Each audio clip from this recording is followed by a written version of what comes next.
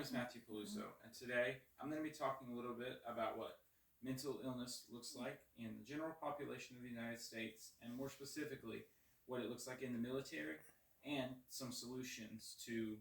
help with the numbers I'm about to talk about. So, when we're looking at mental illnesses, there are three common ones that are the most prevalent and the ones that are the most relevant to what we're talking about today. These are going to be anxiety, depression, and PTSD, which is post-traumatic stress disorder. This last one, PTSD, is one of the most common ones in the military and the biggest one that we're going to be talking about today. When we look at the general population of the United States over the last few years, there's been an average of about 20% of adults who have faced some form of mental illness over the year, whether this be anxiety, depression, or PTSD. These most of the time are milder cases, but in about 5% of people, there's going to be some form of severe case of these illnesses. These can lead to severe panic attacks, severe depression, even leading to potential trying or suicide. When we start looking at teenagers, the studies have shown about 16% of people between 13 and 18 experience some form of mental illness every year. And within the combined mental illnesses that we are talking about and a few other small ones, in the U.S., we see about 8 million deaths per year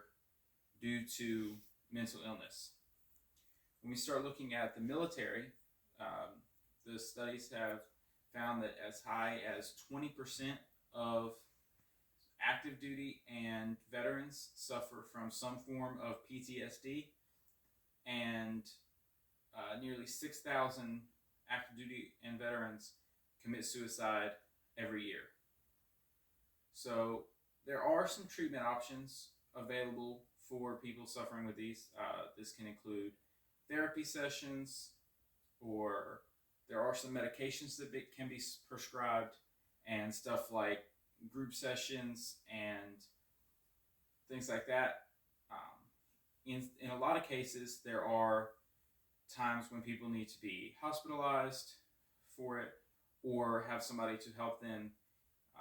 either to help them cope with it, or in some cases for their own personal safety, to keep them from doing something because of their illness that would cause them to hurt them or someone else. But one of the biggest issues with this is hospital space.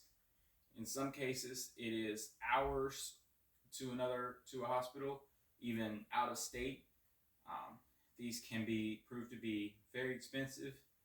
and